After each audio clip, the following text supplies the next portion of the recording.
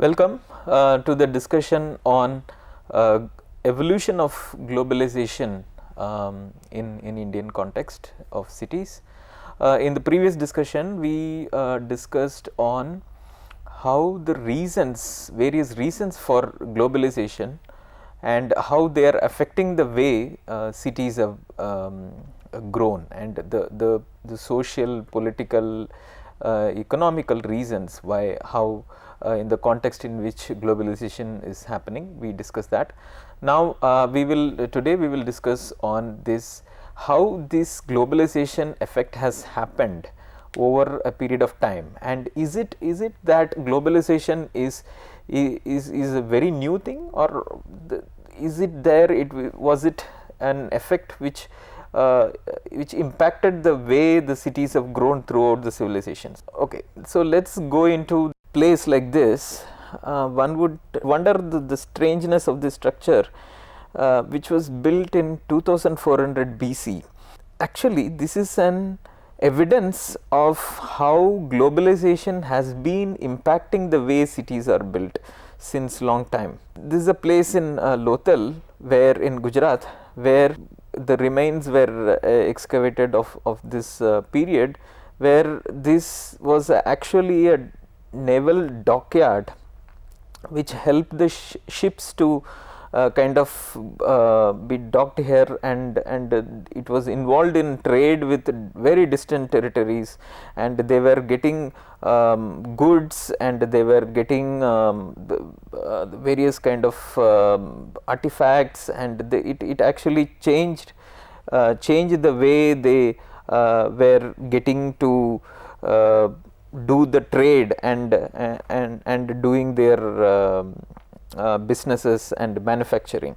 So at the same time, it is important to note that the physical form of the cities were really kind of changing to accommodate this kind of structure. So this could be considered as one of the impact of globalization, where effect of globalization, how the cities are getting impacted by it. Later, through the ages, if we see, there were number of military invasions, there was number of travelers, traders coming into Indian context. They were getting in the whole lot of idea of this global ideas into our urban areas and hinterland. So these had a long term impact on how settlements were built and imagined.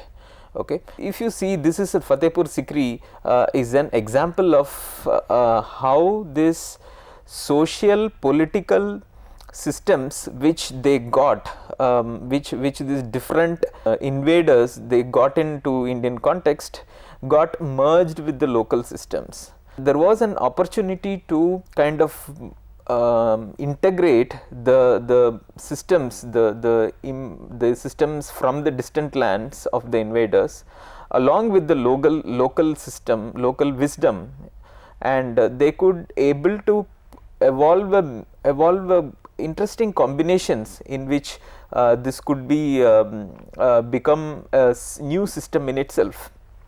So it is very important to see that this merging of these ideas from the global and the wisdom of the local evolved new very interesting ways of evolving city building and in terms of architecture.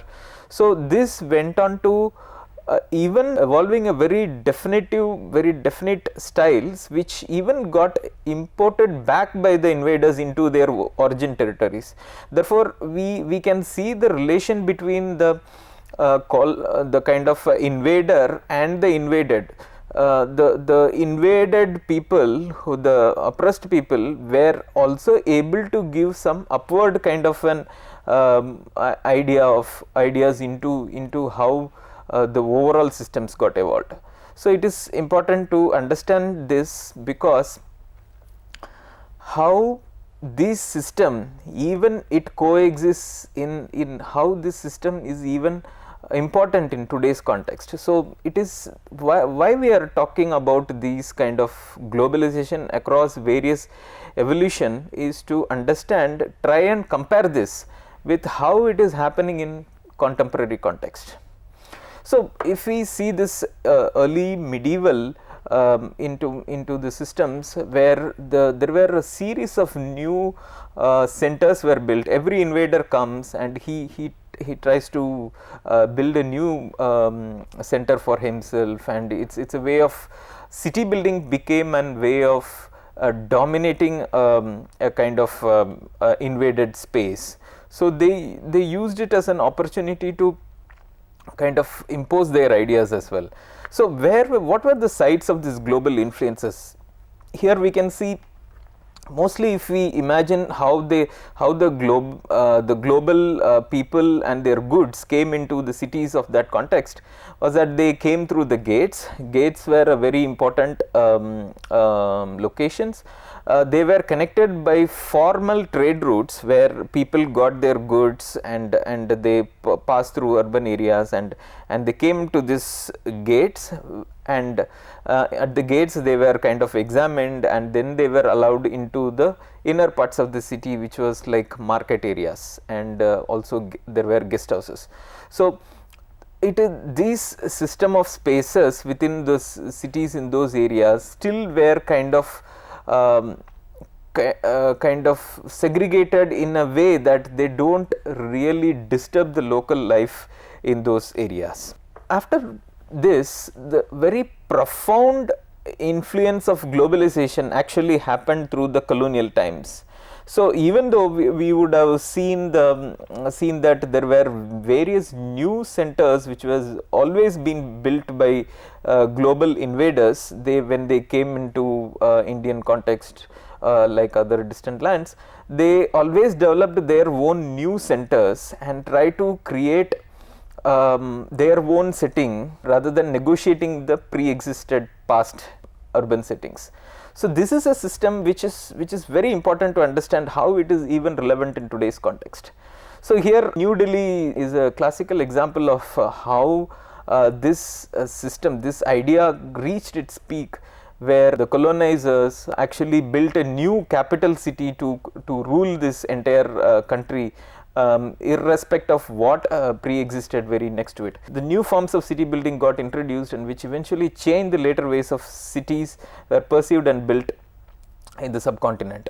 The new order outside the existing old urban area almost ignored the issues faced by it and further led to deterioration of the olden areas.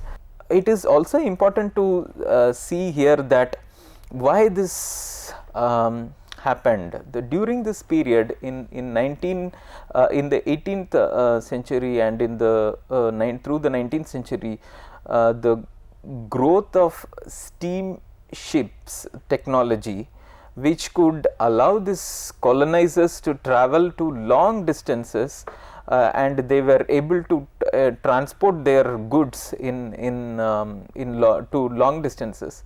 They actually traveled a lot. So these travels to distant lands actually were capable of changing even the demographic situation of different countries. So for example, whole lot of Europeans moved from Europe to United States, whereas we could see Chinese, lot of Chinese traveling to Americas and settling there, whereas in Southeast Asia we would see Indians being enabled to migrate and settle in Africa and even in West Indies. So these were the conditions where the entire demographic situation of these places were also changing. Similarly, the colonizers also got in certain ideas along with them of what is their place versus what is in the colonized place. So when they carried to distant places, they carried these ideas, they carried materials, they even carried plant species to go and plant in those areas. So these were having this larger level impact in what would happen in the globalized areas, in new areas. the impact of this kind of huge movement into of the colonizers into urban areas of Indian context was need to be seen also with the industrialization process which went through. So, the colonizers always needed to establish the industrialization process to become a more powerful industrialized. They needed two things. They needed to enable huge resources and raw materials for their industries, and another is they needed markets where they can sell those goods, and also they needed army might to, so that they would be able to defend their territories. So, this was also the time when the idea of nation and the supported by this industrialized development also got evolved. So, there were ideas of restriction of movement also evolved over this period. But the important thing here is that how the industrialization process changed the way urban development happened in Indian context. So, this is an example of rail connectivity which was developed and then eventually lot of industries got developed in around Hussain Sagar Lake in Hyderabad. This is an example of how this area started becoming a new urban area because of this industries being located there.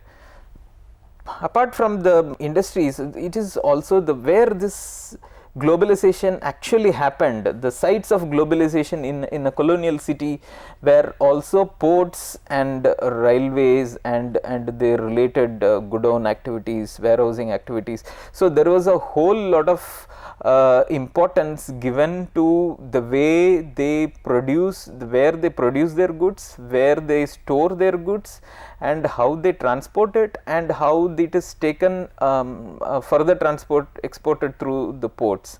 So, these were very important sites of colonial impact on local the global impact on local areas. So, at the same time, interesting and important to understand how the colonizers coexisted along with the colonized. So, I would like to draw the attention of this very importantly, because this has a very significant importance even in today's context. When this flow of ideas and different kind of people come in, different kind of capital come in, when they as colonizers, they came and located themselves within urban areas of Indian cities. They wanted certain kind of separation. As we see in Mumbai context, where White Town is where the colonizers lived, they located themselves away from the natives, which are the locals, the Indian locals, away from them, separated by a huge open space and public buildings. So, here in those days, it was this open space in between was seen as a way of protecting. They had this, how much ever they were able to dominate the locals, they still had this sense of insecurity for the need for having this separation, and they wanted that kind of one is they wanted the importance in the city, that they are very separate from the locals, therefore they are superior, and they want they were able to kind of impose a kind of dominating sense. And otherwise, other thing is also they wanted to keep this physical space, the green space, as a separation, so that they cannot be attacked very easily. This idea of separation in a colonial city has a very important manifestations even in other scales. If we see this interesting map, what we see in the left is a layout of an European town within the city of Calcutta, where the people, where the colonizers, they built their houses like this, where you can see the dark black patches were actually the places where they had the houses for the servants. What we see here is, you can see for each of the plot there is a system of servant spaces around this, European houses. So if you see the actual plan of the house here, the central building is the colonizer, the European who stayed here. Around you will see this whole system of servant spaces, and they were separated by open space in between. This idea of separating colonizer and the colonized within a plot has a very interesting and important thing of how this has even continues now. Swati Chattopadhyay has some interesting remarks on this. She wrote that the colonizer had as a desire for virgin native territory. However, the indispensable role played by the native in colonial life made this desire impossible to meet. Although having the natives constantly within visual range was often distasteful to the colonizers, they were unable to cope without them in the foreign lands. The great protective walls around mansions in the White Town and the huge masonry gates and iron railing enclosing their compounds, while appearing to exclude the natives and emphasize the strength and superiority over them, wherein really negotiated as a result of the presence of these natives as servants within their very protective spaces. So the articulation of servant spaces, as in the European houses, could not be accomplished here because of the constant fear of disease. The building of servants' quarter, though an architectural afterthought, breached the perceived impervious border between the spaces of the server and the served. So this is very important to understand how, even though they wanted to dominate and they wanted to have their exclusive spaces, still they could not do away with the locals, the actual locals. So they had to integrate them within their parcels. So I think this idea is very important, that even this has a relevance in today's impact of globalization, the globalized spaces and their relation to the locals. You will see this kind of colonial conditions where they produced new kind of public spaces, often while undermining the existing ones. So this system of creating this separation and emphasizing themselves as a different people and their own ideas and their spaces from the native has lot deep meaning inside. In this, by creating this kind of spaces and the institutions, they were trying to say their kind of dominance. At the same time, this got even got extended to an extent where they could actually do things which were very difficult and expensive. For example, in Mumbai, the expansion of Colaba, we will see that what they did is, even though it was a very difficult way of expanding their urban center, the White Town center, even though it was very expensive, they went on to reclaiming along the southward rather than the northward, because even though this huge hinterland was there on the north, still they went on to reclaiming on the south, which was more expensive and difficult, and they couldn't really do much to totally implement it. I would like to again quote here what as Swati Bhattacharya mentioned, that the whole system of how the colonizer actually took to take a position on how to say that the systems of the colonized were not so good enough or not significant enough. So you will see the systems where they marked the old cities as slum areas, and they started saying that put the idea of the problem of hygiene, and they said that the system of the way people consumed water was not hygienic enough, the way they arranged their streets and the way were not hygienic enough. So they imposed this kind of ideas onto the colonized, the natives, to say that their ideas were more superior. As Swati Bhattacharya said, closing of large drinking water storage tanks, sewers and drainage systems, and conversion of drinking water canals to sewer pipes and similar things bear testimony to colonizers' reaction to remedy of their own ideological defeat. The point is that it is actually they couldn't understand the local systems. Therefore, they took on this dominating path to remedify their defeat to the not able to understanding the local system. If we see the next phase of after the globalizers left, the colonizers left, then the Indian there was a very distinct change in the way globalization was perceived, because of the colonized, the new government came up after the colonizers left. They thought that in the country need to be protected, so there was a whole lot of protective measures were taken to there were the suspective look of the global traders were very seen as an important thing. There were substituting industries were developed against imports, and infant industry protections were protected, and then there was a conscious attempt to go towards balanced growth and self sufficiency within the country. So this entire change in paradigm after the colonization changed the way the globalization happened in Indian cities during this period. So what happened is that in the post democratic cities, though most of the urban areas, they inherited the colonial setup onto their conditions, still they wanted to kind of work around it to make that it is democratic. The colonized city has to be democratized. So there was this whole lot of system of creating public amenities and institutions and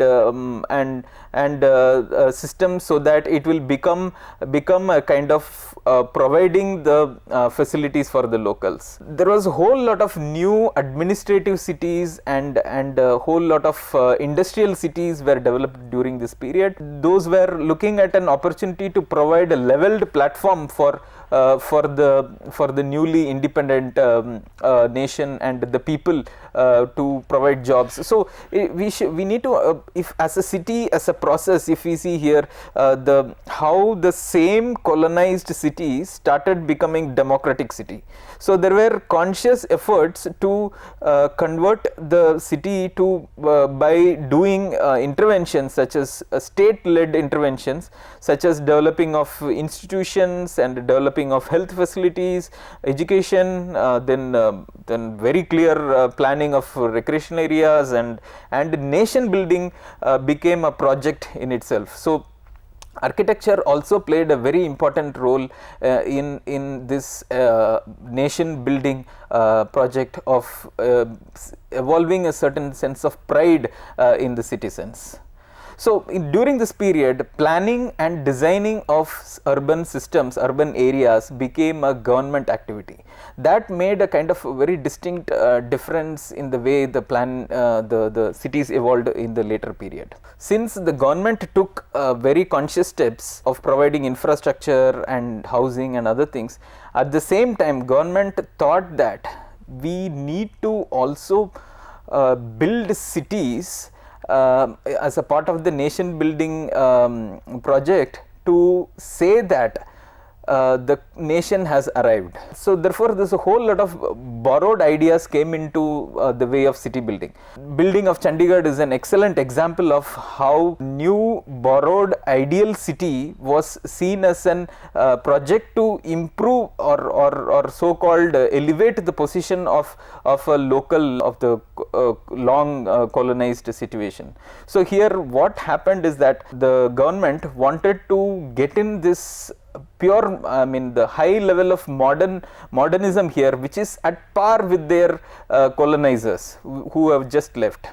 So the struggle to become at par with the Westerners, who were the colonizers just back, could be seen or argued as a way of even continuing of the global ideas influencing Indian cities.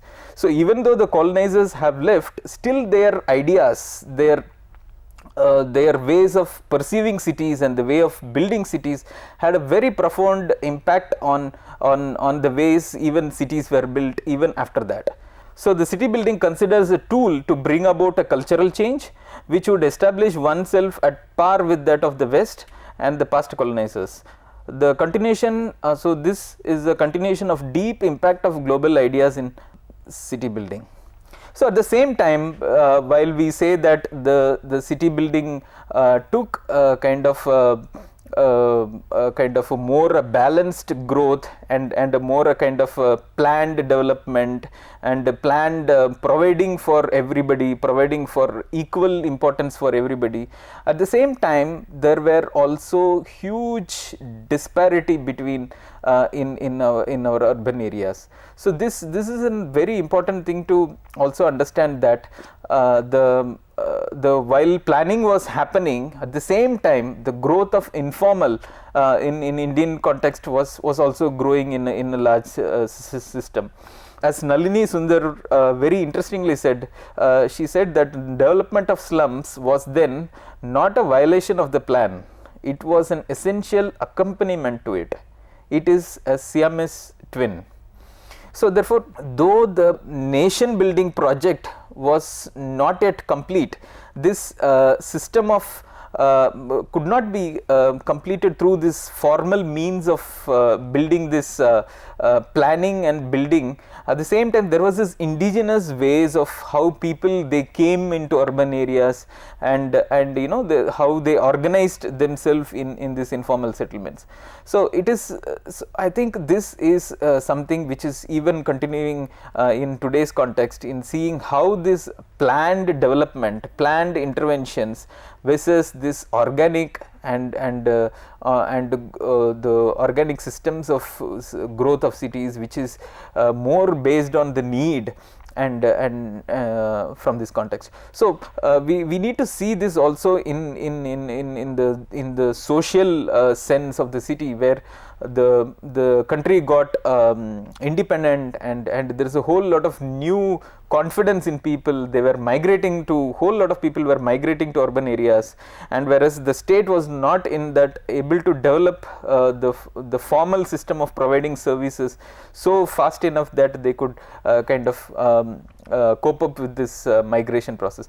I think this is something which is even continuing in today's context. Then happened the post liberalization city, where what happened in the 1990s is that the opening of the Indian economy to the global investments and influences. So I would argue that while the national nation building project was not yet complete, still the country was trying to go through this protective measures of the economy, and the whole lot of the urban system was still very informal. The way the jobs were provided and the urban spaces were developed were quite informal. Again, this cycle of this globalization becomes takes the front seat, where influencing, opening the country for urban influence, for global influence, actually impacts the way the urban development happened after that. It's a very important to see that it is also a time when a whole lot of this information technology got opened up, and because of the information technology, it was possible for the local to be involved in the global activities by being placed in the local areas. And it was also a global process where this actually impacted the way the cities were built throughout the world, especially in Indian context, where the kind of homogenization happened of the local areas with that of the global cities which are located in far distances. So with that, in the next session we will discuss more in detail about what is the characteristics of this post liberalization city, and how then the next we will also discuss how the global sites got located within this post liberalization city and their characteristics. So it was here I would like to summarize. It is very important to understand how this evolution of globalization happened through the process, and this will help us to understand how it is to compare with the existing context. Thank you.